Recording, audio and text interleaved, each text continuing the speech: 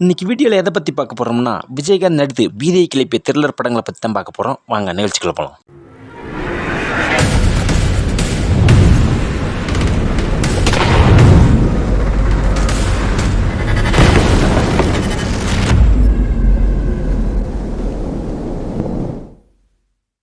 Captain Vijayakanth நடிப்பில் மிரட்டலாக 2 படங்கள் வந்துள்ளன. யாருமே நடிக்க தயங்கும் வேடத்தில் அப்பவே கெத்தாக நேர்த்த கேப்டன் இள வயதில் முதுமை தோட்டத்தில் நடிக்க யார்தான் முன் வருவார்?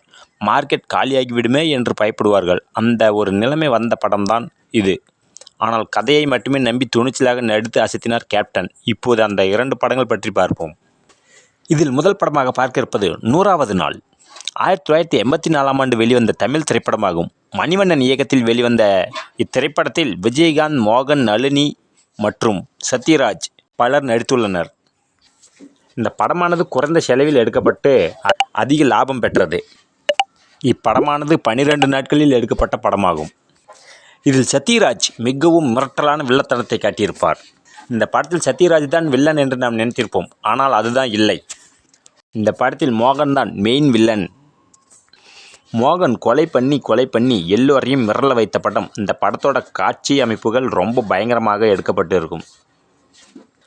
சத்யராஜ் மொட்டை தலையோடு வந்து அசத்தியிருப்பார். மொட்டையோடு வந்து ரத்தத்தோடு நிற்பார். ரொம்பவே பயங்கரமாக இருக்கும். இந்த வரிசையில் 2வதாக பார்க்க போகும் படம் 1986இல் வெளியான ஊமை விழிகள். இந்த திரைப்படத்தை திரைப்பட கல்லூரி மாணவர்கள் இயக்கிய படம். ஊமை விழியின் படத்தின் இயக்குனர் அரவிந்த் மற்றும் ஆபாவானன் டீம் இயக்கியிருந்தனர். இந்த படத்தில் யாருமே முதுமையான வேடத்தில் நடிக்க வரல. கேப்டன் விஜயகாந்த் அந்த வேடத்தில் நடித்தார்.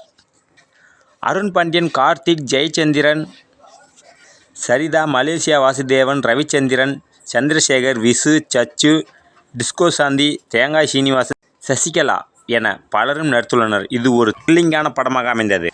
இந்த படத்தில் காட்சி அமைப்புகள் எல்லாமே வித்தியாசமாக இருக்கும். 1 மணி நேரம் கழித்து தான் விஜயகாந்த் வருவார். இந்த படத்தில் விஜயகாந்தின் கேரக்டர் தீனதயாளன் என்ற கேரக்டரில் கலக்குவார். ஒவ்வொரு கொலையாளியாக கண்டுபிடிப்பார். மெயின் வில்லனாக ரவிச்சந்திரன் நடிச்சிருப்பார்.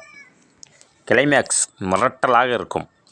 இந்த படம் 200 நாள் ஓடி மகத்தான வெற்றியை பெற்றது.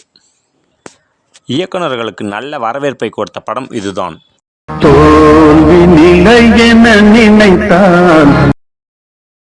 ஓகே வியூவர்ஸ், விஜயகாந்த் நடித்த இந்த 2 படத்தில் உங்களுக்கு எந்த படம் ரொம்ப த்ரில்லிங்காக இருந்ததுன்னு கமெண்டில் சொல்லுங்கள்.